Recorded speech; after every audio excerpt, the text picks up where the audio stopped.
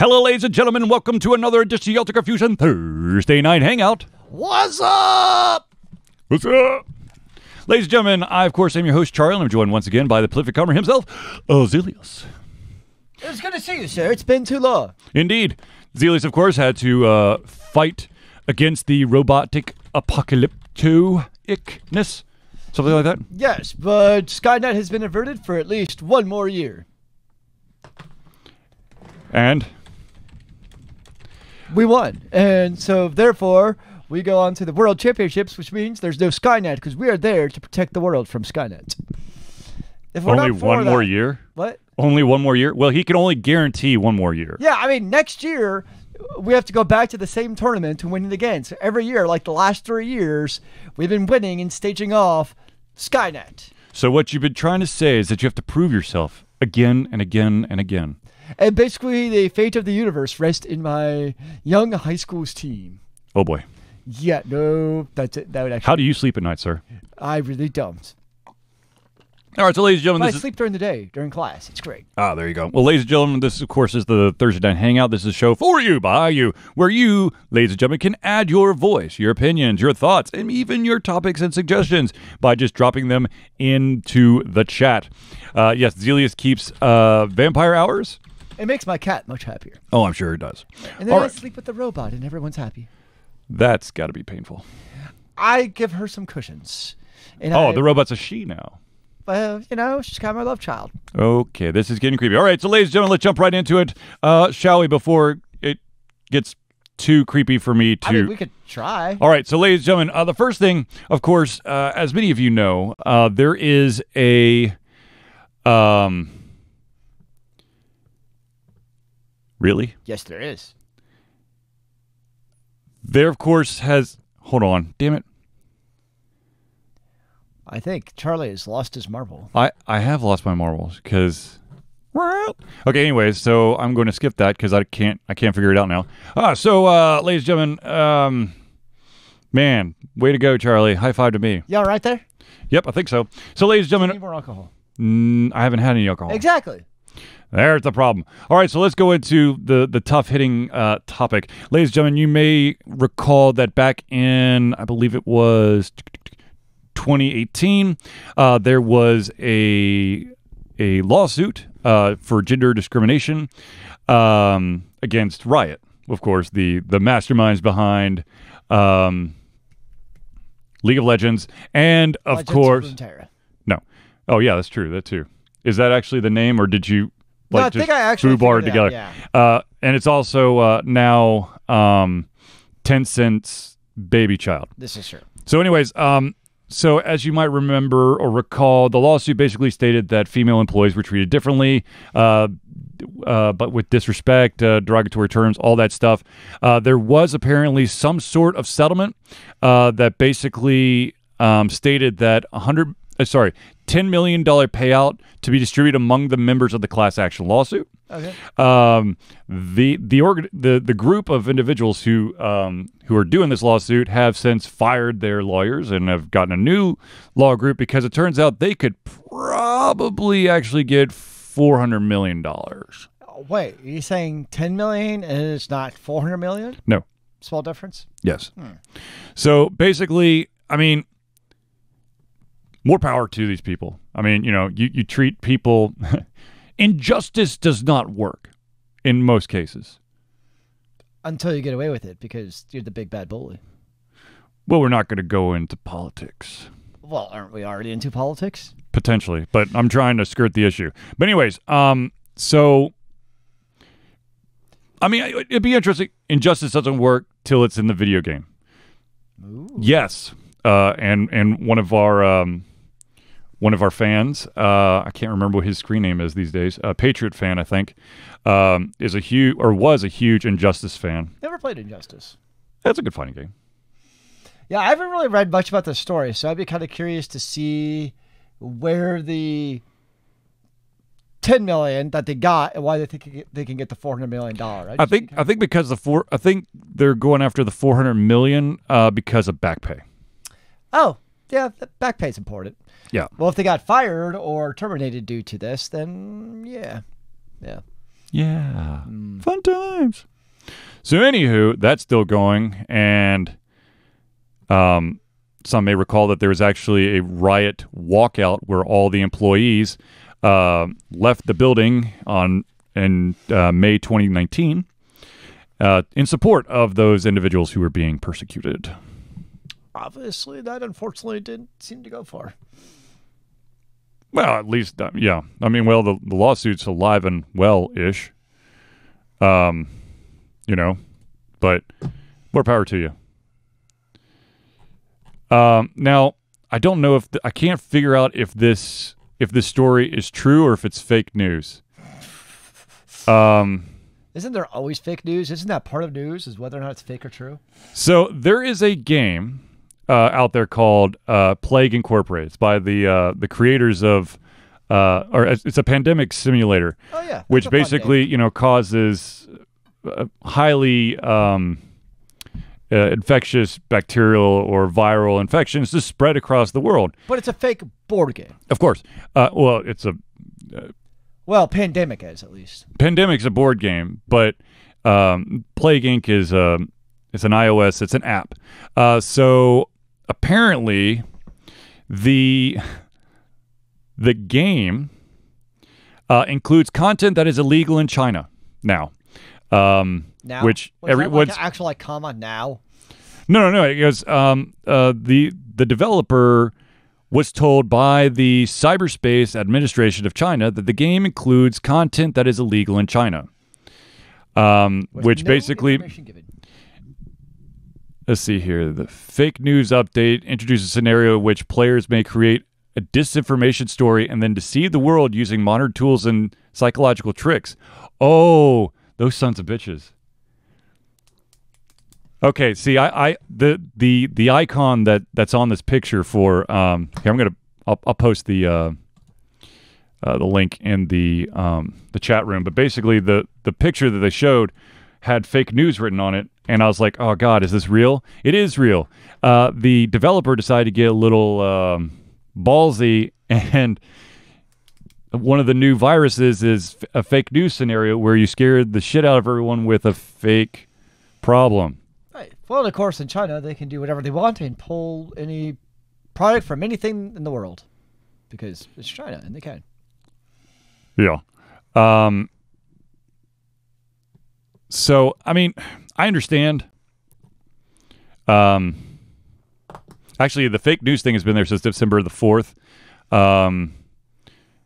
And, of course, it's just getting a lot more play because that people are thinking that might be the reason. Plague Inc. is wonderful. They added an anti-vaxxer option. Oh, my God. Do you automatically die if you choose anti-vaxxer? I'm sure you do. Get measles at age 6 and then blame it on, the other people? In a statement made mid-January, the developer noted that there was a surge in interest in this game because of the coronavirus. That's probably why the game got banned, is because China's the epicenter of the coronavirus. And so they decided to somehow save face, I guess? I don't even know. But now I wouldn't even know this game had existed if this had not happened. Oh, dude, I played the crap out of this game. This game is old. Oh. Yeah, Plague Inc. has been around for... oh, gosh. Plague Inc. has been around... It's not exactly new games, what you're saying. No, it's not. Actually, I might actually have a link. I might have reviewed it back in the day. Oh, damn. That is back in the day. Yeah. I definitely have not played it. Let's see. Let's just try Plague. Come on, you can do it.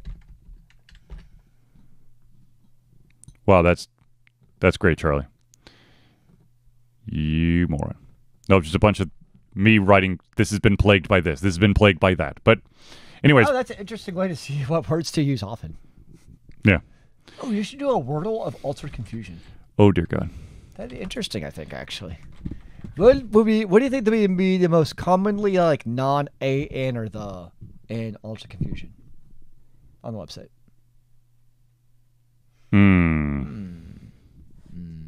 I think we should find out. It'll probably be so. Pandemic was originally released on May 26, 2012. Oh, that's a while ago. Yeah, and they've continuously evolved it. It's a fun game. Don't get me wrong. It's, of course, morbid because, You know, the I mean, it's basically Pandemic just in a video game format. But now, Gesundheit! psych. Now people stateside, though, are going to be interested in checking this game out to see why was it banned. Well, as if they know about it. I mean, you know, you go to certain you go to certain pages, you know, certain websites. It's this beautiful thing called marketing. If you go to your regular websites and they tell you this, then you're like, oh my God, I can't believe this. But the vast majority of the world probably has no idea about this because it's not on CNN, I don't think. True. It'd be funny if it's on CNN. Let's check. I would highly doubt it. It's not going to be above the fold. Okay, above the fold does not exist. On the internet, it sure does. Depends on how your Do you have to scroll down? Then it's below the fold. video game company urges players to avoid Plague Inc. game for information on coronavirus. But that was back in January. Gesundheit! Zelius has caught the sneezing plague. And he's gone. So, ladies and gentlemen, now that Zelius is out of the room, muhahaha. All right, so anyways, interesting. I always like it when you have countries and banned games for some reason or other. I know that I think it was like Sniper Elite was banned in most European countries when it first came out. I'm sure that there's a bunch of games out there that Korea can't play. China. Russia probably doesn't give a shit. No, that's true. Russia does not give a shit. As long as you portray the Russians correctly, and that's drinking loads and loads of vodka. Yeah, I was just talking about, that it's always interesting to see what countries out there ban games and for what reason. You know, of course, Korea, one of the Koreas or both the Koreans have banned games. China's banned games. European Union, the EU, has banned games. And I was going, Russia doesn't really care as long as you keep it true to the source material. And that, of course, is they have to have vodka. Vodka. Anyways, so moving on from the plague. So we've talked about this several times at this point about the Overwatch Pro League.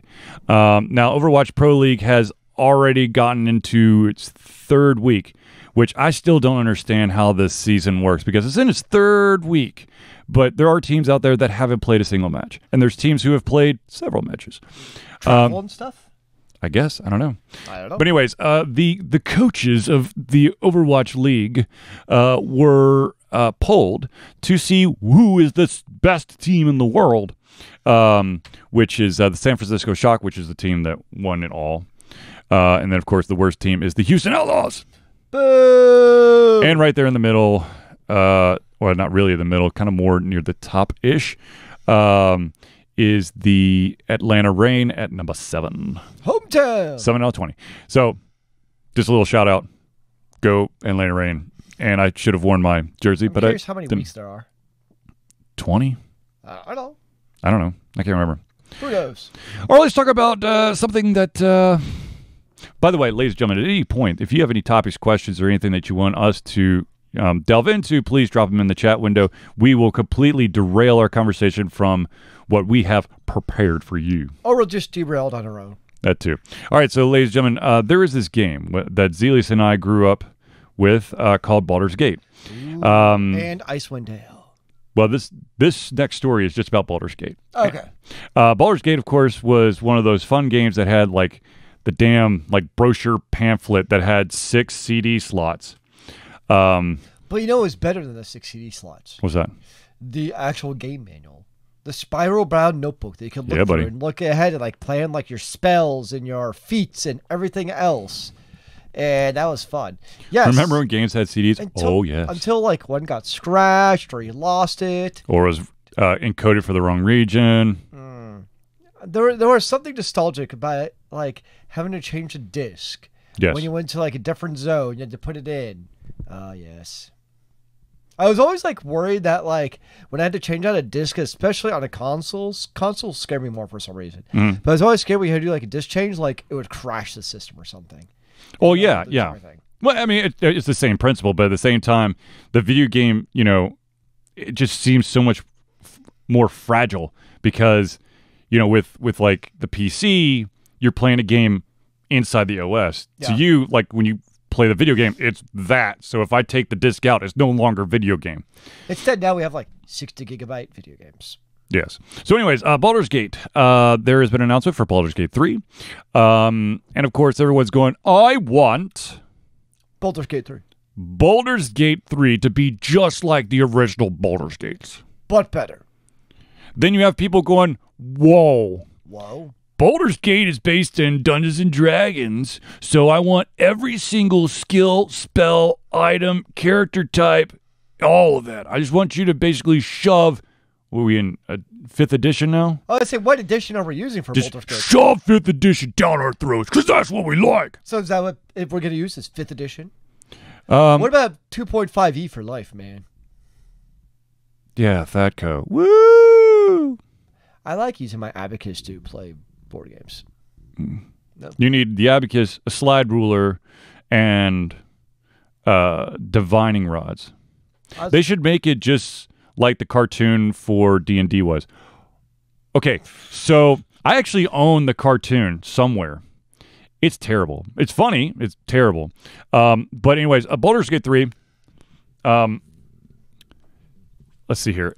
Of course, people are trying. They want nostalgia, and then of course, if you're resurrecting a game that has been around for over 20 years, we want. I don't want nostalgia. I want a new, good RPG. If I want a nostalgia, I'll go play Baldur's Gate again. No, if they come out with a Baldur's Gate 3, I want a new everything. That's what I want. I don't want a rehash. Like we talk all the time in video games about how like there's no originality. It's the same thing over and over. Like, no, it's like Baldur's Gate 3. Okay, you stay in the same universe, D&D, whatever. But no, I don't want to be like Baldur's Gate or Baldur's Gate 2. I want a new game. That's scary. Because now you're going into the unknown. Yes, you're in a universe, but you're going in a different direction that's never been gone before. Oh my God, it's Star Trek. But set in the Middle Ages. Anyways, so the developers behind this, Larian Studios, basically they are saying that it's gonna be closer to the Divinity series format, the feel and the look of the game.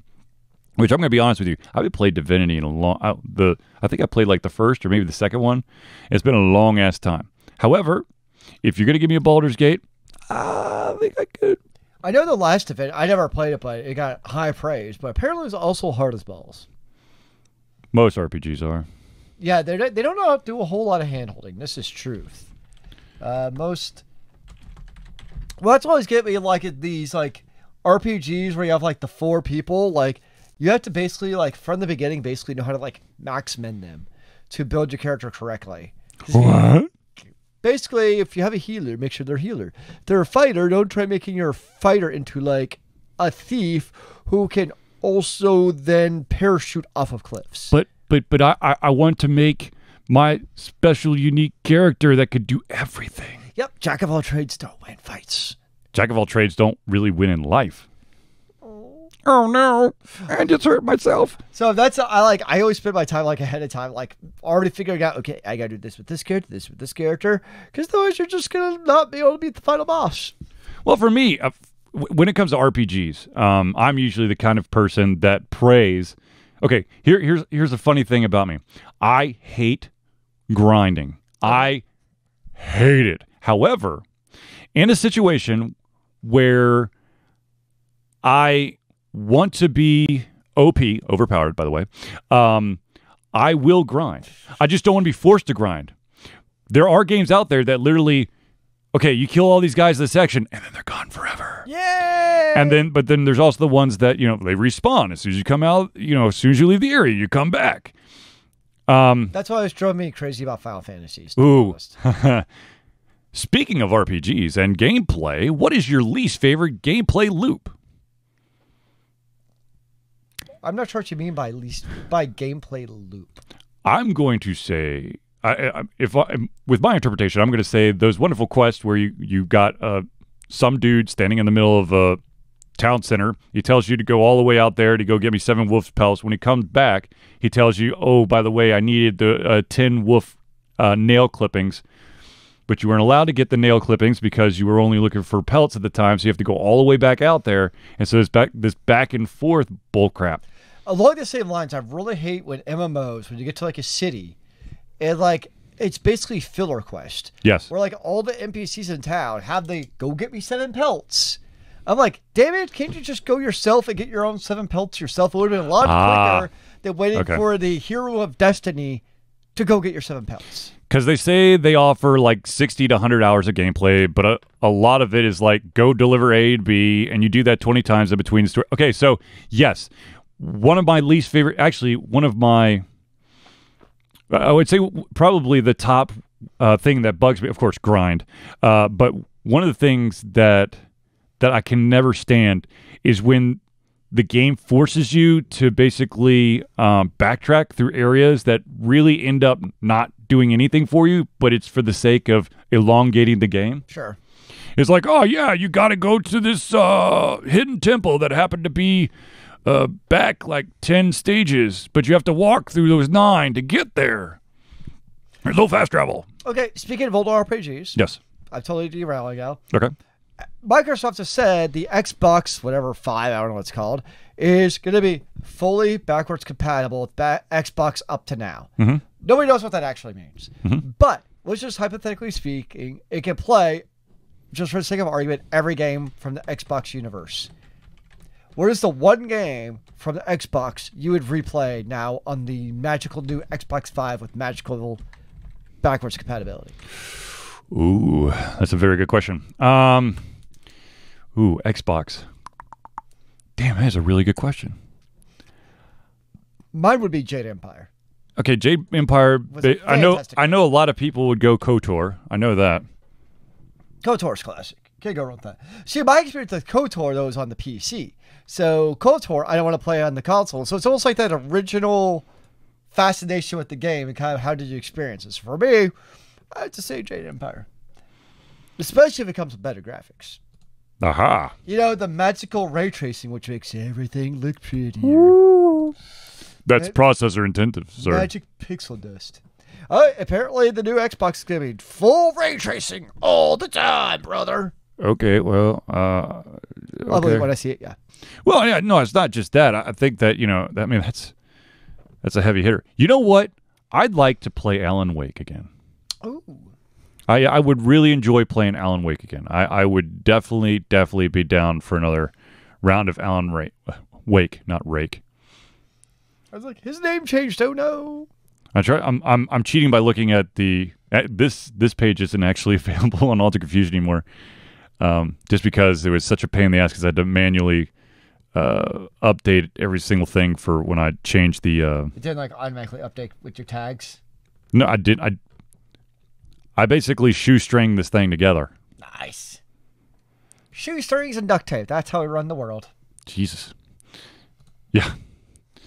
Do I have any original Xbox games, or is it just 360? I think it's just 360. Okay, so anyways, yes, Alan Wake would probably be my game. But anyways, speaking of RPGs, ironically, here I am bitching and moaning about grinding and all that stuff, but I actually picked up an RPG for the Switch this weekend. It is called Labyrinth of Refrain. It is by NIS, N-I-S, which is basically the people behind Disgaea, I believe. Labyrinth. I can't spell labyrinth. Labyrinth of Refrain. Wow, I cannot spell. Coven of Dusk. It's on Steam. It's a dungeon crawler role-playing game developed by and published by Nippon Ichi Software. It was released in Japan in 2016 and the PlayStation Vita, 2017 and the PlayStation 4. So this game actually gives me a nostalgic feeling because it is one of those, like the old school game RPGs where you didn't actually see your character. Your character pictures are on the bottom of the screen weird, yeah. as you walk through a dungeon, like basically square by square. It is quite interesting. You basically control these puppets that are powered by this book that you throw down this magical well that ends up. The well is basically the top level of this like infinite labyrinth that's hidden underneath the city, but the city is more than what it seems. So it's interesting. I mean, there's definitely several different layers of complexity. Every single character can use every single weapon. However, they've got a grading for each weapon. So, like, if you are a mage using your staff, you have an S grade, but using like a hammer, you have a D. So the functionality of the item is greatly degraded. Is it like turn-based, or how does that work? So what will happen is you set up all of your actions and you hit go, and then it'll basically do I guess whoever's got the best agility or whatever, but you don't know when. It's not like I fight and then it's not like, you got, let's say you have 4 characters and 2 characters go before the monster and then 2 characters after. So you do that 2 first and then wait to see what the monster does. No, you have to you have to do all 4 actions before the battle jumps in. So I have a real question now. Yes, sir. Are any of the dot hacks on the Switch? I don't think so. Like, that would be awesome, though. Like, dot hack would be perfect for the Switch. Agreed. They need to come out with a new one. Well, that's one where I could use the nostalgia and just play dot hack GU again. Mm-hmm. I'd do that. I liked dot hack. I still have not played the remastered version on the PC. I think I have it. I did. I haven't bought it yet. Well, I also have had like 100 hours to sink into it. That's one of the reasons why I'm like, I want it, but maybe later when I have more time. I think that's one of my problems with playing like these RPGs is like, when we were younger. Oh God! You could play. Seriously, you're gonna go with when we were younger? We were wee lads. But we were just a wee lad. We had no real life responsibilities. Oh God! Like you could play like a 60 to 100 hour game in a couple of weeks pretty easily, right? Like you could sink some time into it. But now it's like, wow, I play this RPG and like it's all I can play the next 6 months. Yep. And the problem is we've all encountered like you play it and then you can't play it for a month because life happens. And you try picking it up a month later and you're like, yeah, I'm just going to play a different game because I have no idea what the hell's going on now.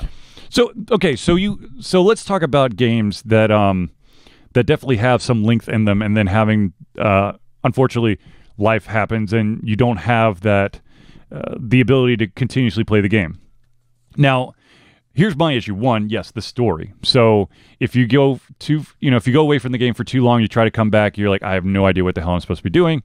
It's the same with for me, it's the same as, let's say that I've got an anime that I'm digging, and then the next season takes a hell of a long time to come in. Yes. And then it might start in a weird place. You're like, I have no idea. So you have to rewatch the first season to get into the next season. It's kind of like that for me. Like I would, if I was that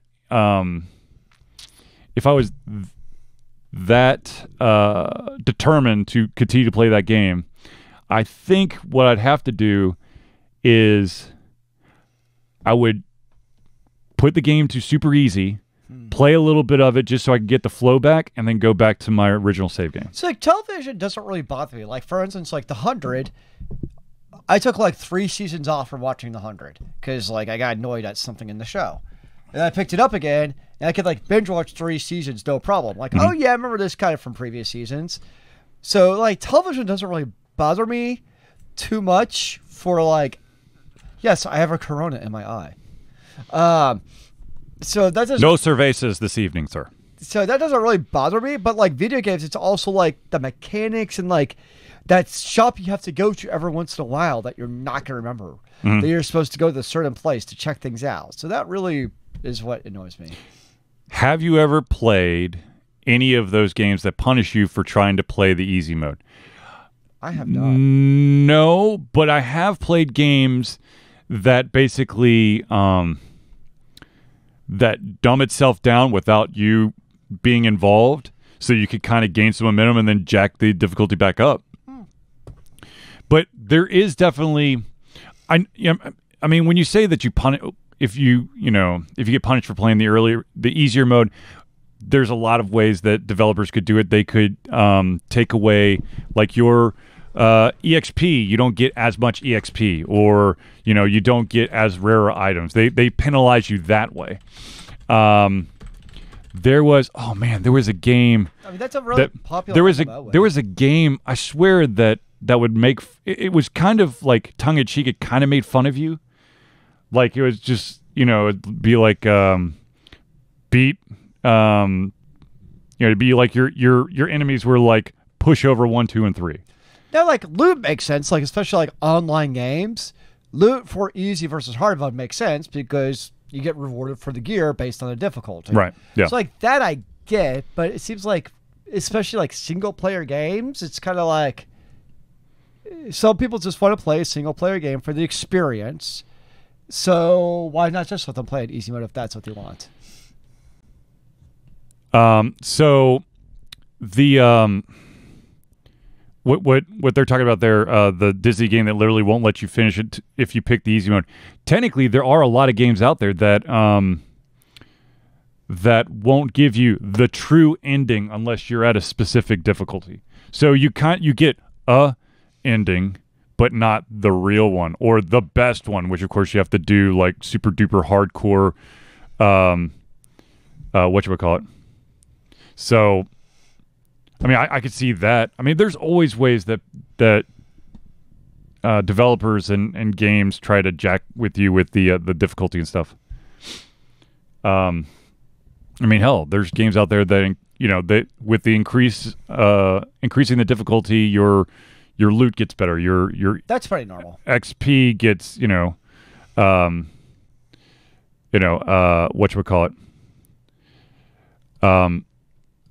So, I mean, I figure for single player games, let the player play the game as they want, regardless of difficulty level. Mm-hmm. If they want to fish on super easy, no enemy mode, why not? Because part of the purpose, particularly for single player games, should be the story. Now, multiplayer games are engaged with different people. You got PvP, that's different. That I can Could you actually implement a difficulty setting in a multiplayer game? A lot of times for instances, yeah, it's very normal. Well, okay, so but like overall, I don't think that. I mean, sure. Like so, remember like Guild Wars. Guild Wars 1, everything was instanced, right? Right. Well, yeah, of course. Then that way you can control it completely. But I'm saying if in like a player, like a co-op world. Some developers have even come out saying there are background algorithms that make the game easier, even if you set it to nightmare mode, and some other cheeky methods to keep it from being impossible. True. A lot of racing games do this thing called the rubber band effect, where if you get too far ahead or too far behind, the competition will get closer to you. Either you'll catch up to them or they'll catch up to you, just to make it more enjoyable. I feel like Dark Souls is like the game that it's hard as balls, and if you keep dying, it starts getting a little bit more simple, so that you can kind of grasp the system instead of doing the perfect timing on your blocks and all that stuff. Well, you got like the Civilization series where it's notorious for the difficulty ratings because AI is so hard to do. They just let the AI cheat. Of course. Because it's like, what else are you going to do besides give India more money and more technology so they can nuke you first? Well, let's be honest. When you're playing with house money, when you're playing against the AI can have any type of trick or something that's physically impossible for the gamer to do, but they have that algorithm or function implemented just to keep things interesting. Yeah. Give you that extra challenge, even though it's only because they have more money than you. Or something around those lines. Well, So we've kind of dove into a topic that I was asked about, so I'm just going to continue that. And of course, that topic is there are things out there, be them movies, books, songs, video games, paintings, whatever the hell you want to say, that should never be remade.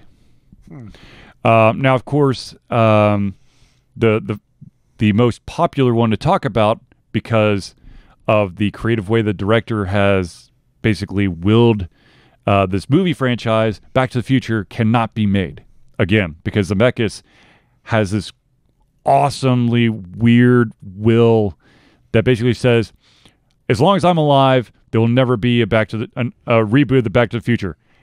And as soon as I die, it goes to this trust that says Back to the Future will never be remade. Isn't there like there's a movie that they're trying to remake?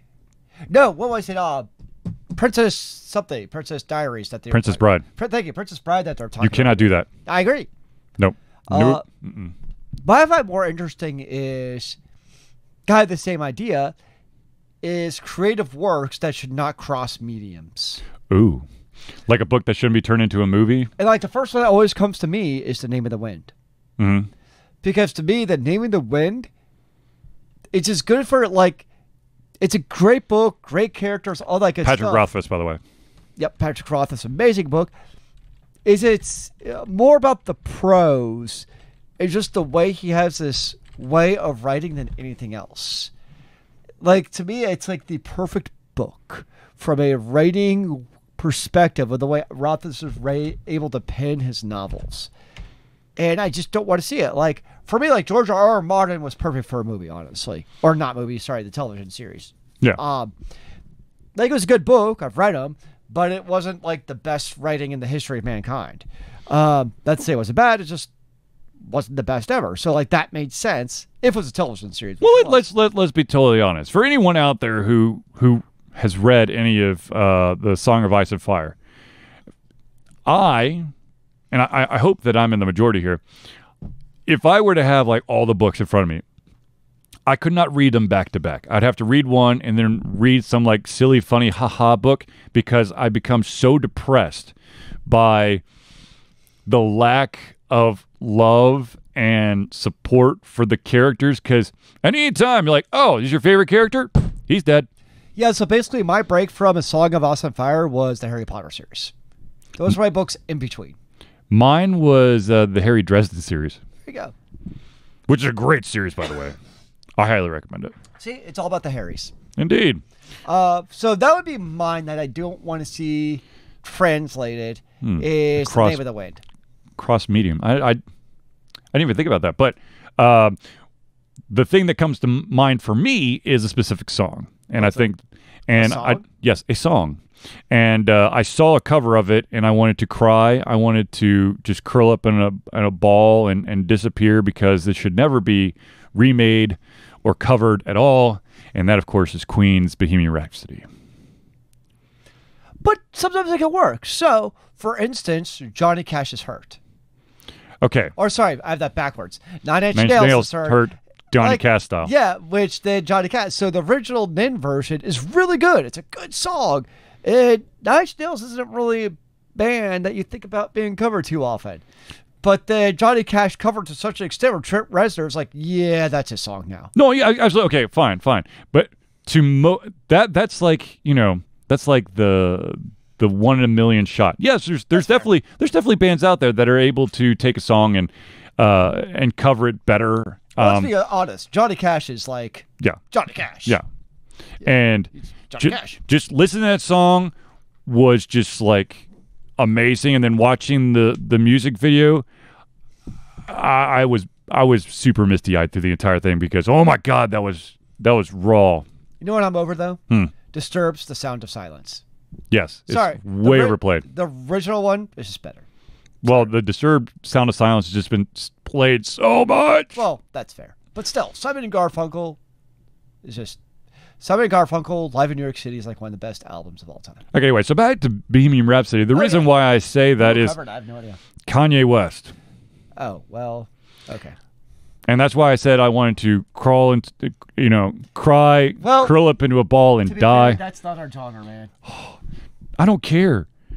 I don't. There's some amazing rappers out there that could do beautiful things to like rock and roll songs. That wasn't one of them. Like, I'm not into Kanye, but from what I've read, Kanye from an artistic perspective is actually apparently really talented. As a producer. I don't know. That's the extent of my knowledge. That's my understanding as a producer. But anyways, the movie. Okay, so we said Back to the Future. We said Name of the Wind. Damn, there's another one I wanted You to know say. what I'm actually really surprised of in retrospect? What's that? That was really good. What's that? Lord of the Rings. With the extended cut or the theatrical Well, cut? both were phenomenal. Like, the theatrical cut was, I thought, really good, and the extended cut just makes it better. But just in retrospect, especially how much they mutilated The Hobbit, and you look at what they've done, some other extended ones, like, Harry Potter's an obvious one, because that was 8 movies. And they weren't bad, but they weren't great either. Like, they were just movies, right? Yeah. But, like, Lord of the Rings is recognized one of the best, I'm just calling it movie for the sake of argument, one of the best movies of all time. And just the way, looking back, that Peter Jackson could actually execute his vision and make it actually good and great cinematic, action. You had that. You had actual story. You had tension. All these different things going on. Like, in retrospect, it's actually really monumentally amazing to me that it worked as well as it did, and that basically it didn't get the standard. Like, actually, I'm glad that it came out before 3D was a thing. Because otherwise, you would have seen, like, a Hobbit being thrown at you, like, as you're sitting there, 3D glasses. You know the 3D's been around since the 70s, right? So it's not like it.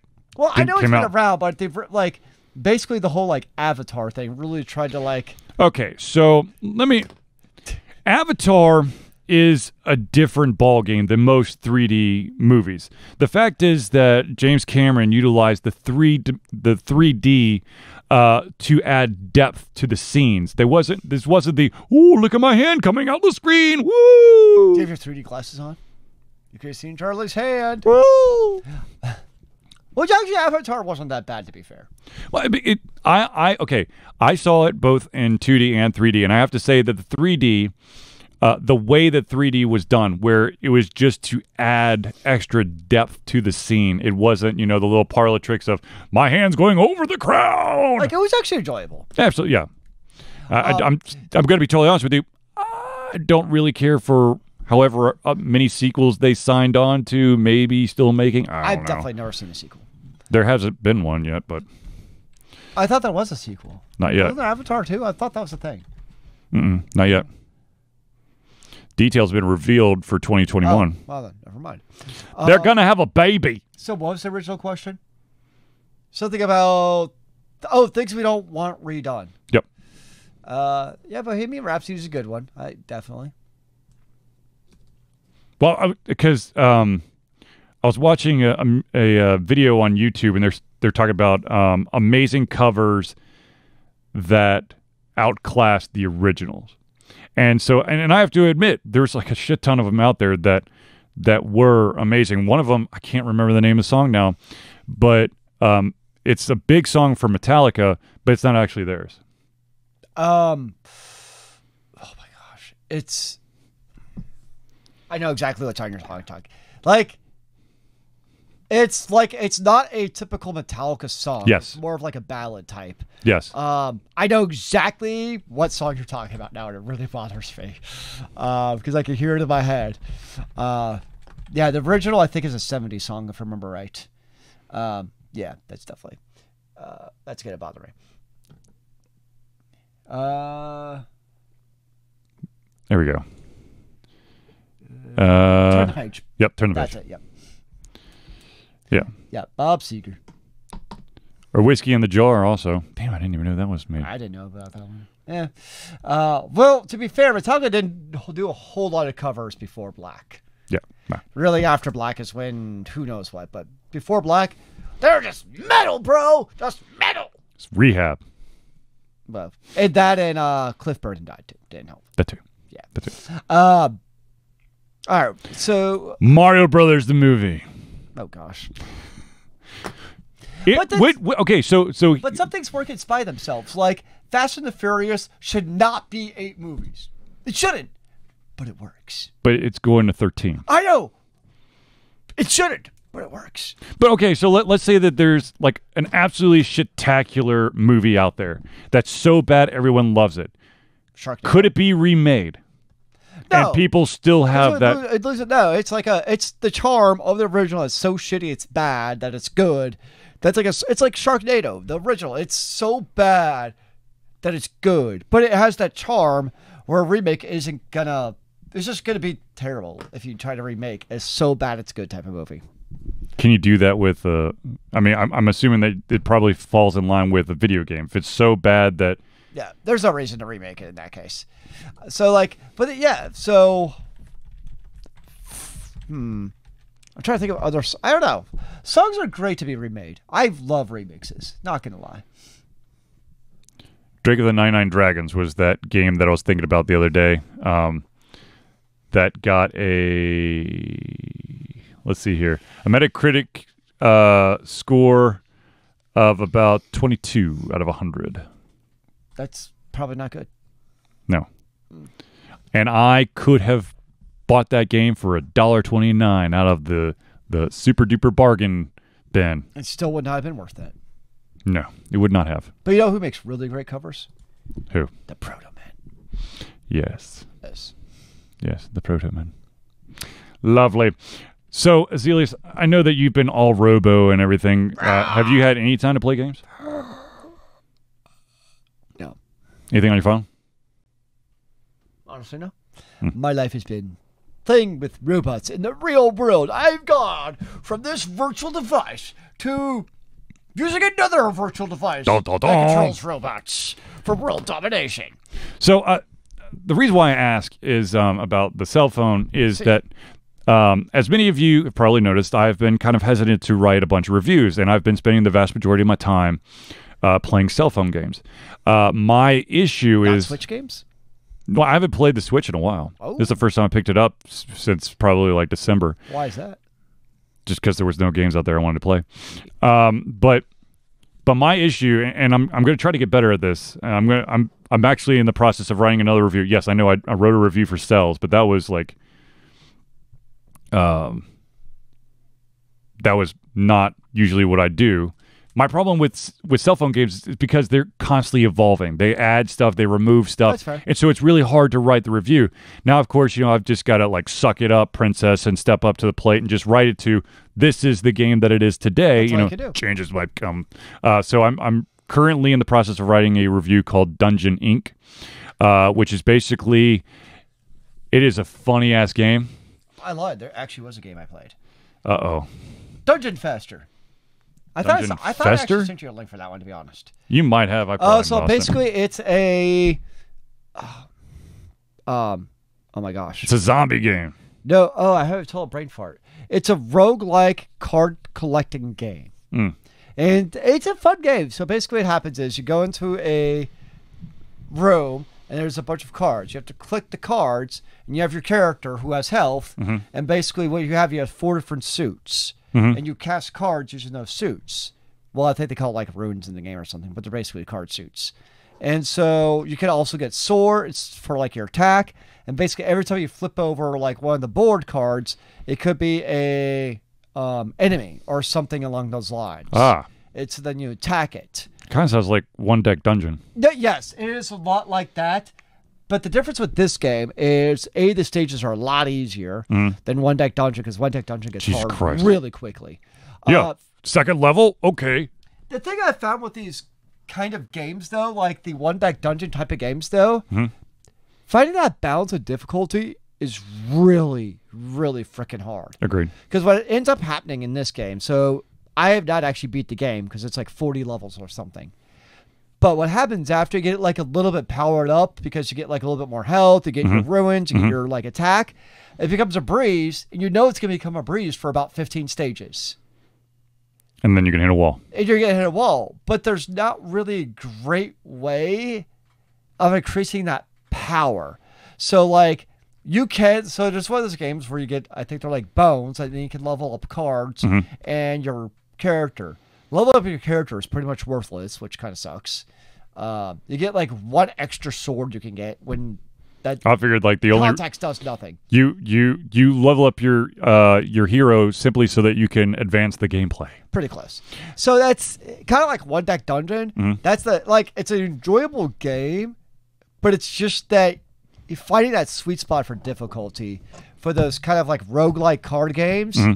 It's super. And like, I'm not this is not critical at all of the developer, because it's just really, it's not for lack of effort or that they just put out like a piece of crap game. It's just hard, man. Well, the other thing is that there are millions of players out there, and everyone's going to play the game slightly different. So your way of playing it, you might be like, I kind of missed the mark. But there could be people out there like, oh, man, this is so on. Now, to be fair, I don't think the game missed the mark. I enjoyed the game. Right. It's just that balance between repetition and newness in the game. That part just wasn't quite there for me. But it's a game I would recommend checking out. So one of our commenters in the chat has said cell phone games also have the issue with a lot can fall into pay to win kind of thing, free to play, pay to enjoy, and other things. Absolutely, and we've talked about this before. For me personally, it's I'm okay with if I feel like I'm feeling like I got enough out of this game that I'm willing to drop, $1.99 or $5.99 or $9.99. I'm totally okay with that. Smacking me upside the head every single time I open up the app or between every single fucking stage, no. Yep. And I'm not, and I'm going to be totally honest with you. When I run up against these type of games, I immediately delete them. I'm not going to talk about them. They're out of my head. That's what the Dungeon Faster does well. Like there are things you can unlock. Actually, the only thing you can unlock is basically like your patron level, for lack of better terms. Like you can become like a baron or king or king, which gives you a few little enhancements, but nothing game breaking. But it only like does it in between rounds. Mm-hmm. So it's like it doesn't break the immersion, but it's also different because so like the vast majority of the mobile games, it's all about pay to win. Oh, of course. Well, the problem is it's not just pay to win; it's pay to gamble. They don't call it that, but it is. Well, because you're paying to get loot box. You're paying to basically get crystals to be able to draw your random summons. Mm-hmm. Is usually what it is. So it's in a roundabout way of gambling. Is all of them. Don't even get started on the games that, for whatever reason, advertise the game with fake game. Oh, for fuck's sakes. Okay. Everything on Instagram. Basically, anything that has scape in it. It was like gardenscape, cityscape, townscape. Total bullshit. It's like, oh no, this is an issue. What item do you choose to successfully navigate this issue? That does not happen ever in the game. My favorite is when it's like a screenshot from like Diablo or World of Warcraft. Like just straight up. I'm like, I've seen that game before. That's not your game. Oh no. I detest those stupid ads that trick you. Yes. And then, like, yeah, sometimes I'll get suckered in and I'll play it for like 2 seconds. Like, that's not the game. Like, what was it? Like AFK Arena, I think was one. Yeah. Where it's like, they have like basically tower defense modes in the advertisement. Mm-hmm. But then you play the game and there's absolutely zero tower defense, which just boggles my mind even more.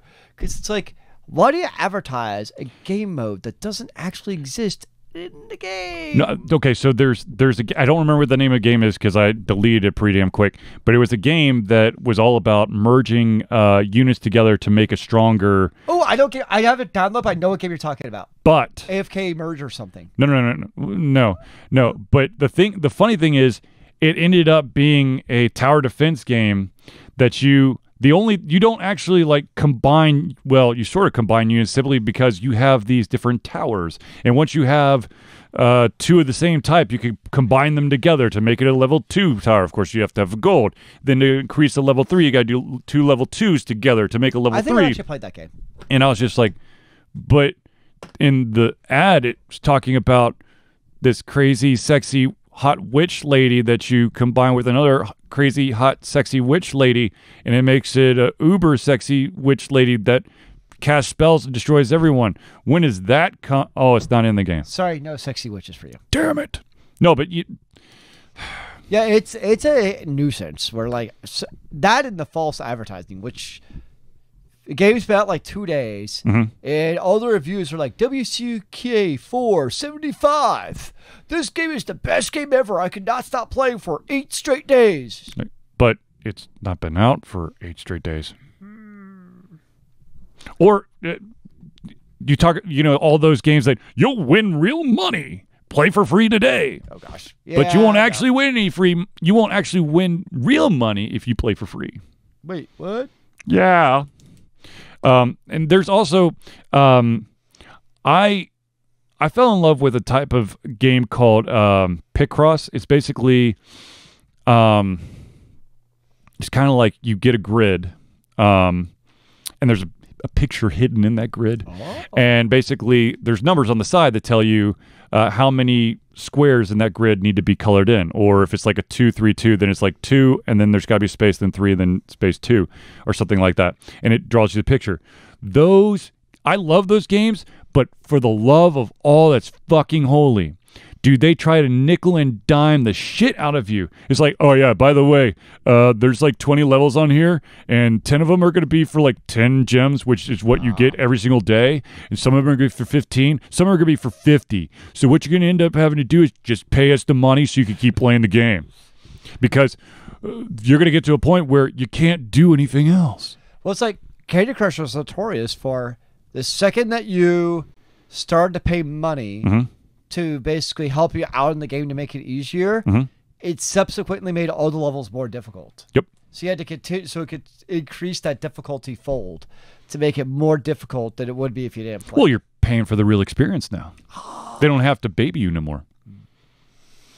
But like I said, if I put enough time and effort into the game, like the game sells, I did do some microtransactions there because I was having a hell of a hard time beating the dinosaur level before they updated it, and now have fixed the issue I was having. Because what was the issue? The requirements, the number of dinosaurs of specific type was so astronomically huge that was impossible to reach it. So, like I played 4 straight days of just jumping back in there and watching the ad to get the double bonus. Yeah. And I still got like 5 more dinosaurs, still 47 to go. Jeez. It's just, yeah. I think I got to like level 34 in the dinosaur and have it like 37. I'm up at 37. I don't think I've touched it since then. 37. When the new game mode comes out, I'll probably pick it up again. Yes. Beyond or something, I think. Yes. I too will go back. I've been putting my time and effort into Dungeon Inc. and a solitary RPG. Interesting. It's kind of fun, you know. You basically, it's got you've got a different layout of cards, and you know it's the solitaire rules of ace to king and then ace to 2, and different cards have different abilities. You're trying to clear the thing or do some special thing of remove all the gold cards from there, and it advances you, and you're rebuilding the town or the world one by one. Crusader King 3 is coming. All hail. Sam, since you're here, we had a question of what thing, probably a game or a movie or a book, do you think should never, ever be remade? Or, as Zealey's put it, what piece of media awesomeness should never go cross-media, like book to movie or movie to book? But I'm also confused, though, because Sam is advertising for a strategy game when we all know he's just all about Battlefield. So I don't quite understand. But it's real time, isn't it? I've never actually played for Crusader Kings, but it's not Battlefield. So I'm just totally confused on what his needs are. Oh, it's Paradox. Ah, Paradox. Yeah. Do you have 800 hours of your life to devote? Maybe. Because it's Paradox. And Call me next week. Let's see what happens. Oh, gosh. If I find you like in your basement with like an OD like drip in your vein from Mountain Dew, we'll know why. Because you got a Paradox game. Look, to be totally honest with you, I am trying to control my caffeine addictions, okay? Yeah, I'm addicted and I'm happy now. No, I'm not. I literally cannot stop at all. Like, I have to have some sort of like sugary caffeine because my brain chemistry is all effed up now. If I don't, it is the worst. It's like the most debilitating migraines I've ever experienced in my life. Acceptance is the first step, sir. Oh, for fuck's sakes. Anyways, Crusader... Would you like a pen for your one day without a drink? I had one today. Fine. It's an upcoming... Oh, It's an upcoming grand strategy game set in the Middle Ages, developed by Paradox Development Studios and published by Paradox Interactive as a sequel to Crusader Kings and Crusader Kings 2. The game was first announced during PDX Con 2019 in October 2019 and is set to release in 2020. I mean, for everything I've read, like Paradox's Crusader Kings and actually Europa Universal's 4s are like the primo strategy games. It's like it makes Civilization. What the hell is grand strategy, though? Okay, but here's Civilization and like I imagine Civilization is for like a 5-year-old. Here's Wikipedia's definition: is a war game that places focus on grand strategy. Wow, that's really. Wait, I remember like my English teacher would like tear that up and give you F if you did that. You cannot use the word of the definition in describing the definition. It's against the rules. Military strategy at the level of movement and use of an entire nation state or empire's resources. Basically, you control everything, and there's like lineages. So like a good version of Lord of the Realm, and not that shitacular Lord of the Realms 3, which I still very vividly remember walking into let's say GameStop or an EB Games. I don't remember what the hell it was called back then, but walking into the store and staring someone down who was looking at the game and like, look, I could take a shit in this box for you, and it'll be a better game for it. I still have fond memories of trying to like balance out your cows with your fields, and your toiled fields. That was 1. 3, they basically threw all that shit out. There's like nothing there. Because they didn't till the fields correctly. They didn't do shit. That's the problem. You have to have your cows to share the fields so that they're fertilizer so you can grow the crops. But I need my grain. I need my stone. I need my sheep. I need my cows. I gotta build my over-engineered castle that I'll never actually be able to build. I was always able to build my superiorly, retardedly difficult castle. It was awesome. And then they basically just to be honest with you, Lord of the Realms should have never been remade.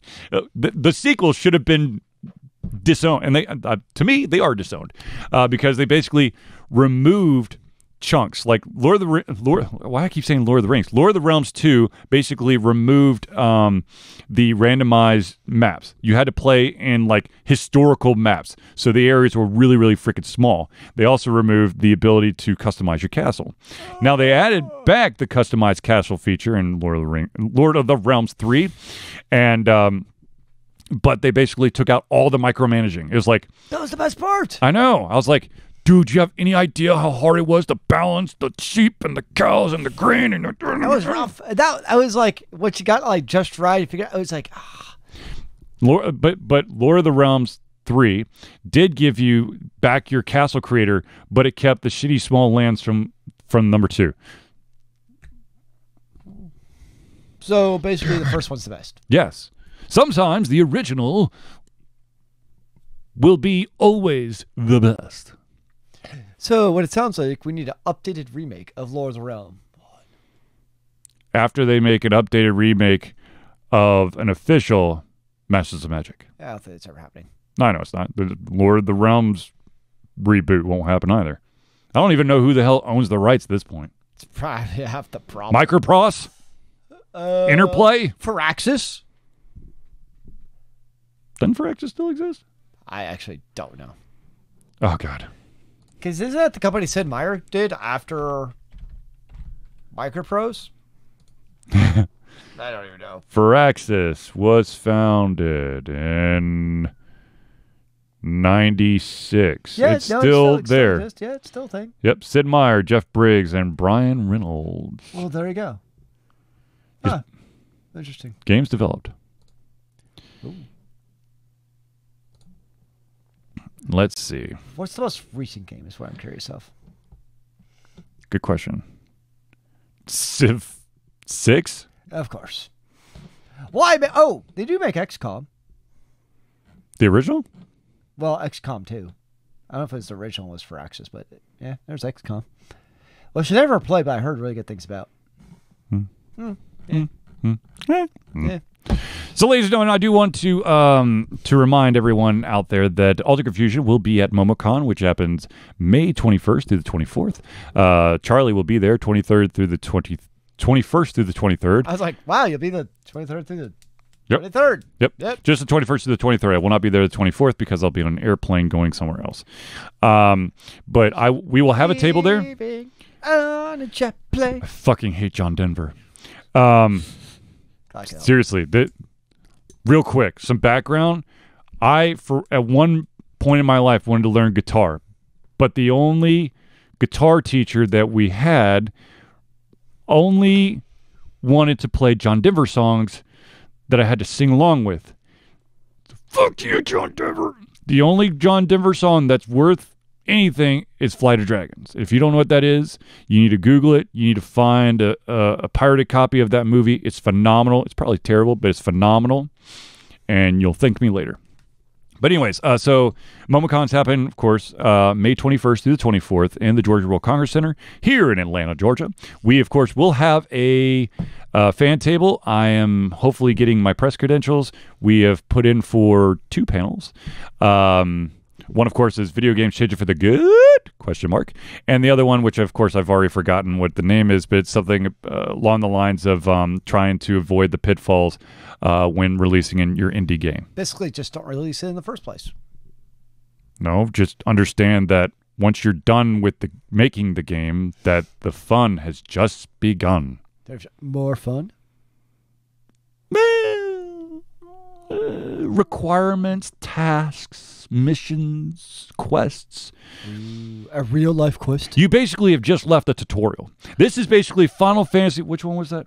13? 13, where the tutorial is, was it 35 hours long? I don't know if it's that long. Maybe 32 hours long. 30-ish. Yeah, it's basically that.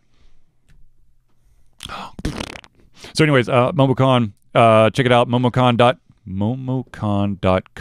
I think it is. MomoCon.com. Yeah, momocon.com to find out all the information, like who's going to be there, other than Alter Confusion, because you already know we're going to be there. Maybe other people. But I mean, you got so many freaking awesome people showing up. Of course, you've got Phil Lamar, who's basically going to be the big name right now. He, of course, is from Mad TV. He's Marvin in Pulp Fiction. He's the voice behind a shit ton of characters. So, yeah, it's gonna be good. It's gonna be good. But, and of course, Charles Martinet will be back. That's the voice of Mario and Luigi and Wild Luigi, which is not how Wild Luigi sounds. But if you were paying attention, Eddie Webb's going to be there. Oh, shit, I definitely got to be there. I got to bring him something for... I need him to sign something for me. But yeah, there's going to be... Hey, Jason Marsden's going to be there. Why will you not be there? Damn it. They're amazing people being here. There's always a lot of voice actors there. It's always entertaining to... Mike Coulter. Luke Cage is going to be there. He's a big man. Yeah. Yeah. Yes, he is. He's quite the big man. Okay, seriously, I need to find a way to, get all these interviews done, because, dear Jesus, I don't know how I'm going to do this. See, that's the beautiful thing about Alter Confusion is, well, for me, is I think I get my press credentials simply because I'm the one who interviews almost all the indie developers, which is going to be really freaking hard since I'm losing an entire day. But I'm going to do it, damn it. So many days. I'm going to do it. I promise. I'm going to figure it out. I think so. Do they have any information up yet? Oh, they got a showcase up yet? No, it's just Generic put your stuff in there. Damn it. I was hoping I could get a leg up to find out who the hell is. Let's see here. The 1, 2, 3, 4, 5, 6, 7, 8, 9, 10, 11, 12, 13, 14, 15, 16, 17, 18, 19, 20. I got 12 of those 20. 60% success rate, sir. Not too shabby. I was the only one who's doing it too. But anyways, so ladies and gentlemen, are we going to do this next Thursday? Yep. Zelius doesn't have to fight any other monsters. I think the robots may be forced to take one more week of a break. Wunderbar, wunderbar. Before they come and crush my soul. Yes, soul crushing. Don't recommend it. So anyways, ladies and gentlemen, I think this is probably where we're going to end tonight's show. Depends. Who's stealing your soul? Okay. To be continued. You will find out who's stealing my soul on next week's Thursday Night Hangout. To be continued. To be continued. So, ladies and gentlemen, thank you for tuning in to the Ultra Confusion Thursday Night Hangout. For myself, Charlie, and Zelius, it's been a pleasure giving you everything come in our heads, our mouths, and, of course, our hearts. We'll be back next Thursday for another Ultra Confusion Thursday Night Hangout. Remember, kids, keep on gaming in the free world. Amen to that, brother.